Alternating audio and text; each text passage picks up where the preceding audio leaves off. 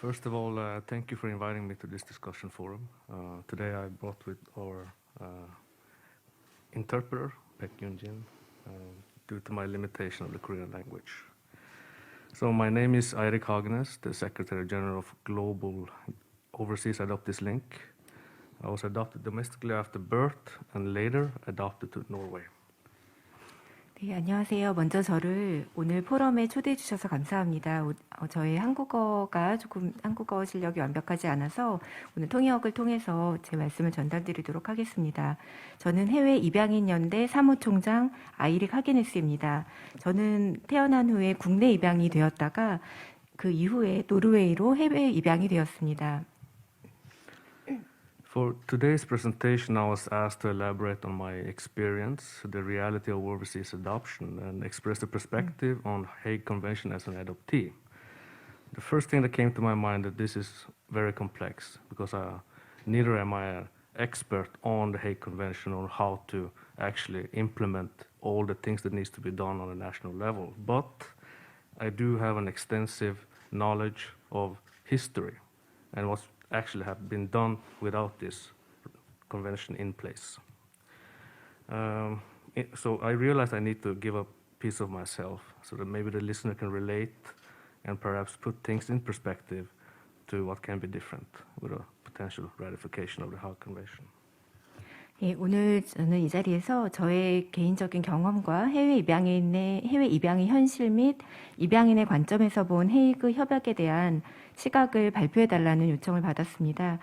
그런데 이제 사실 제 머릿속에 처음 떠오른 생각은 이거는 굉장히 복잡한 문제라는 점입니다. 제가 전문가도 아니고 사실 헤이그 협약을 어떻게 이행해야 되고 비준해야 되고 국가적인 차원에서 어떤 일을 준비해야 되는지에 대해서는 사실 제가 전문가는 아니기 때문에 아니라는 생각이 들었지만 그래도 제가 그 입양의 그 역사에서 일부분에 제가 지나왔기 때문에 저의 이야기를 드릴 수 있다는 생각이 들었고 또 여러분이 공감하실 수도 있는 저의 경험을 먼저 말씀드린 후에 헤이그 협약이 비준될 경우에 어떤 점이 달라지고 어떤 점이 더 개선이 될지에 대한 저의 그 개인적인 생각을 관점을 말씀드려야겠다는 생각이 들었습니다.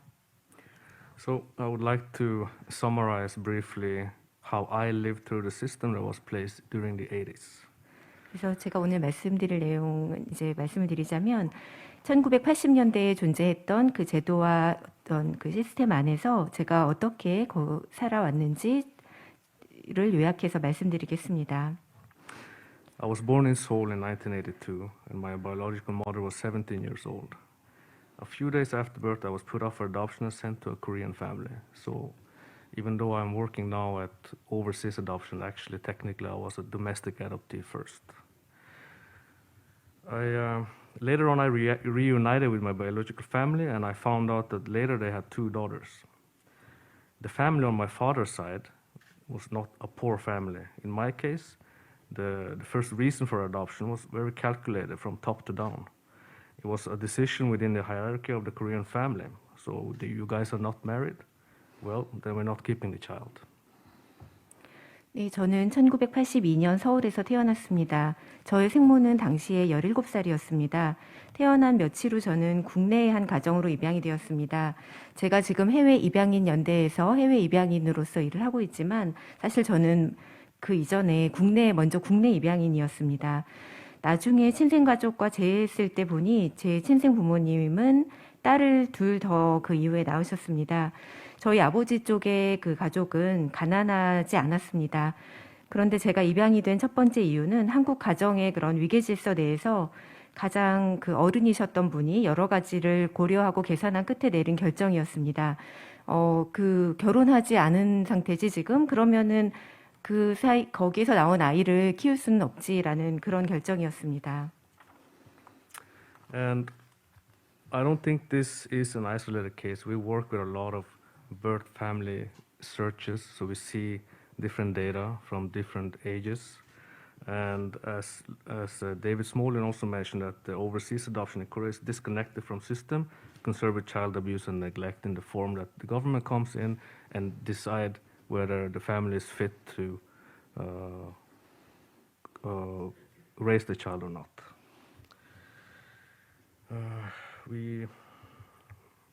So a well-developed welfare laws and regulation have a straight correlation to lower child relinquishment number. An example, in Denmark in 2010, they had only 19 cases of recorded relinquishment. The same year, Korea had 8,590 abandoned children. So when I say abandoned, it also includes illegal abandonment and relinquished children. So there is a difference in population, but the numbers are still staggering high. 네, 이 이야기는 사실 저만의 이야기가 아닙니다. 저희가 해외 입양인 연대에서 여러 그 친생 가족 찾기 케이스들을 보면서 많은 데이터와 또 시대별로 이런 자료를 보기 때문에 저만의 이야기가 아닌 점을 알 수 있고, 또 그 스몰린 교수님이 말씀하셨듯이 한국의 해외 입양이 아동 학대나 아동 방임 관련 그런 제도하고 동떨어져 있다는 거, 연결되어 있지 않다는 것을 알 수 있습니다. 가족들이 이제 양육을 할까 말까에 대한 그런 결정도 사실은 그 가족 내리는 결정에서 있어서도 좀 그 스스로 결정하지 않는 그런 면도 있고요. 그래서 잘 발달된 복지 관련 법과 규제가 친권 포기 아동 수의 감소와 상관관계가 있습니다. 그 예로 덴마크의 경우에는 2010년 친권 포기 아동 수가 그 기록된 건이 19건이 있었던 반면에 같은 해 한국에서는 유기된 아동의 수가 8,590명이었습니다. 사실 제가 이렇게 그 유기된 아동이라고 말씀드릴 때는 불법적인 유기와 그리고 친권 포기하는 두 가지 경우를 다 포함하는데요. 그래서 이 두 나라의 경우를 보면은 인구 차이를 감안하더라도 그 유기 아동 수의 그 수치가 상당히 차이가 있고 한국의 경우 굉장히 높은 것을 알 수 있습니다. When we are talking about child relinquishment and adoption, we talk about single mother, which is also unwed mothers. But it doesn't automatically mean that they don't have any support from whoever is the father or both of the family side. I feel this is an unspoken part of adoption and child relinquishment, and which role the mother or both of the family takes after they actually give up their child. 네, 그 친권 포기나 그 아동 입양 관련해서 이야기할 때 반드시 또 언급되는 부분이 바로 싱글맘에 대한 부분인데요. 이런 그 미혼모 싱글맘들이라고 해서 그 생부나 가족의 지원을 전혀 받을 수 없음을 의미하지는 않습니다. 그런데 우리가 이제 일반적으로 입양이나 친권 포기 그리고 친권 포기 이후에 생모나 그 가족이 어떻게 살아가는지에 대해서는 언급하지 않는 경향이 있습니다. We see many similar cases working with family searches at an organization level. Most of the cases we saw during birth family search are consistent with the parent of relinquished children being over 20 years old. I have to reiterate and say this is history, so I'm not talking about the current situation, but still. And most often they married with each other or they married new partners. And at some point in history of adoption, there was a trend in Korea where there was an obvious avenue that facilitated the institutionalization of child abandonment. 저희 단체에서 친생 가족 찾기를 진행하면서 유사한 경우를 저희가 많이 보고 있습니다. 대부분의 경우 이제 이런 식으로 친권 포기를 한 경우를 보면 생모 또는 생부가 20살이 넘은 경우인데요. 제가 말씀드리는 거는 그 히스토리입니다. 현재 상황은 물론 아닙니다. 그래서 이제 그렇게 아이를 입양 보낸 그 친생 부모들이 서로 그들끼리 결혼을 하기도 하고 또는 새로운 상대와 결혼을 해서 각각 다른 가정을 이루기도 합니다. 그래서 역사의 어떤 시점에서 어떤 분명한 트렌드가 있었는데 바로 그러한 그런 트렌드가 아동의 유기를 촉진한 것이 아닌가 그렇게 생각이 됩니다. I think what I tried to address is that the availability of relinquishing your child was too easy at some point. 네, 제가 어떤 그 과거에 어느 시점에서 사실 친권 포기를 하는 것이 너무 쉬웠다 이런 말씀을 드린 것입니다. I agree totally that there needs to be support for single parents, whether you keep one of the sides financially responsible, as they do in many other countries with mandatory child support. An example where father or mother pays child support, depending on who takes the custody. And, of course, to make an effort to abolish illegal child abandonment, and anything that facilitates such action. And I believe that will be just one of many, many other things that needs to be in place on a national level in order to successfully ratify the Hague Convention. 네, 그리고 미혼모들을 위한 지원이 필요하다는 점도 동의합니다. 어느 한쪽이 경제적으로 책임을 이렇게 지도록 하는 부분에 관한 것인데요. 다른 국가에서도 이렇게 의무적으로 그 아동에 대한 책임을 지도록 그렇게 하고 있습니다. 예를 들어서 생모 또는 생부 중에서 누가 아동을 보호하느냐에 따라서 다른 상대방은 아동 양육 비용을 지불하도록 하는 것이지요. 불법으로 아동을 유기하거나 또 그러한 행동을 유발하는 그 어떤 형태의 것도 폐지하고자 노력해야 한다는 점에도 동의합니다. 또한 헤이그 협약 비준의 일부로서 이러한 부분이 그 여러 가지 많은 일들을 해야겠지만 이 부분도 국가적인 차원에서 제도화할 필요가 있습니다. As a comment to what I just said, also mandatory child support is very controversial even in the country where they practice it. And I also know the reality of Korean society that this will be enormous hinder to actually get done. So when I listen to this conference also, we are talking about establishing government instances that support a single mother as a family, but not necessarily dragging in whoever is the other part of that parenthood. 네, 제가 앞서 말씀드린 것을 잠시 부연 설명하자면요. 그러니까 아동에 대한 의무적으로 양육의 의무가 있도록 하는 것인데 사실 굉장히 시행하고 있는 국가에서도 여기에 대해서는 논란이 많습니다. 한국의 경우에는 아마 더 큰 아동에 대해서 생모 또는 생부가 꼭 경제적으로 지원을 해야 된다고 하면은 그거를 시행하기까지 굉장히 장애가 많이 있을 것으로 보이는데요. 그래서 정부에서 어떤 제도를 마련할 때 꼭 뭐 생부나 생모 중에 누군가를 꼭 끌어들이지 않더라도 싱글맘 자체를 미혼모 자체를 하나의 가족으로 보고 지원을 하면 어떨까 하는 생각을 해봅니다. I think that concludes the first part of being relinquished and why the adoption started, personally.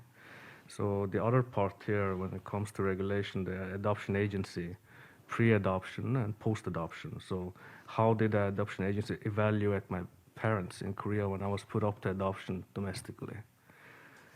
I remember very little from my childhood. My adoptive Korean mother suicided in the Hangang River when I was 6 years old due to mental issues. My adoptive father immediately put me up for adoption and I was sent to an orphanage. He remarried 3 months later. So a systematic failure, yes. So where the agency failed to evaluate, follow up, and there were no government regulation in place at that time. In 1989, after 6 months at the orphanage, I got adopted to a Norwegian family at the age of 7. 네, 제가 이제 후반부를 또 말씀드리겠는데요. 앞서서는 친권 포기나 또 저의 입양이 된 이유에 대해서 말씀을 드렸고요. 이제는 입양 기관에서 저를 입양 보내기 전 그리고 입양 보낸 후에 어떠한 과정을 거쳤는지에 대해서 말씀을 드리겠는데요. 그래서 입양 기관에서에 대해서 한번 생각을 해보고 입양 전, 입양 후의 절차에 대해서 한번 생각을 해보게 됐습니다. 입양 기관은 저의 한국 양부모를 어떻게 평가하고 선정을 했던 걸까요? 제가 어린 시절에 대해서 기억하는 부분은 많지 않습니다. 그런데 이제 제가 기억하는 부분 중에서 저의 한국 양어머니는 제가 6살 때 한강에서 스스로 목숨을 끊으셨습니다. 정신질환을 앓고 계셨고요. 양아버지는 바로 저를 입양을 보내기로 하셨고 저는 보육원으로 보내졌습니다. 그리고 나서 3개월 후에 양아버지는 재혼을 하셨습니다. 이 부분은 분명히 어떤 제도적인 실패라고 보여지는데요. 입양기관의 입양 전 평가 그리고 사후 관리 또 마땅히 존재했어야 될 정부 규제가 없었던 것 같습니다. 그래서 저는 1989년 보육원에서 6개월을 보낸 후에 7살이었는데요. 당시에 노르웨이의 한 가정으로 입양이 되었습니다. I didn't write this in my presentation, but the orphanages in Korea during the 80s, I think it's hard to imagine how that was for anyone who wasn't there. 예, 제가 여기 적진 않았지만 1980년대 한국 보육원의 모습이 어땠는지를 아마 겪어보지 않으신 분은 상상하기 힘들 것 같습니다. So even though many things changed in Korea, I think the the society is slowly implementing social welfare-focused institutions and regulation. There are still many things to improve concerning children welfare, but I think laws aside, there is a certain amount of education that's needed on a national level, education and awareness. 네, 그간에 이제 많은 변화가 있었고 한국 사회가 점차 사회복지에 중점을 두고 있고 또 관련 규제도 시행하고 있지만 아동복지 관련해서 여전히 개선돼야 할 부분이 많이 있다고 보여집니다. 법도 중요하지만 교육도 동일하게 중요하다고 생각이 됩니다. 바로 국가 차원에서의 어떤 교육 또 인식 개선 이러한 것들이 필요하다고 생각됩니다. So if someone asks me my thoughts on Hague Convention, I think it's about time there is a push for ratification, personally. It was signed in 2013 and it's almost the same now, almost a decade later. The primary group of overseas adoptees now on average is in their 40s. So there are 200,000 kids were sent to abroad to 15 different countries worldwide. I cannot speak for all of us. But the ratification scene from my perspective is a lot in the past of what's been done to these kids who were sent away. And an effort that history, of course, don't repeat itself. But maybe also it will help us in our search of origin and access to our records. 네, 네, 이제 여기서 이제 헤이그 협약에 대한 저의 의견을 이제 물으신다면은 저와 같은 해외 입양인에게 사실 중요했던 부분은 비준을 추진하는 시기에 대한 것입니다. 정부가 헤이그 협약에 2013년 서명했지만 거의 10년이 지나도록 답보 상태입니다. 현재 해외 입양인의 주축은 현재 평균 40대입니다. 20만 명의 아동이 15개국으로 입양이 되었습니다. 제가 그분들을 모두 대변할 수는 없습니다. 해외 입양인인 제가 보는 관점에서 사실 비준은 이미 과거에 이루어졌어야 하는 것이고 또 하지만 이 비준은 같은 역사를 또 되풀이하지 않은 노력이기도 합니다.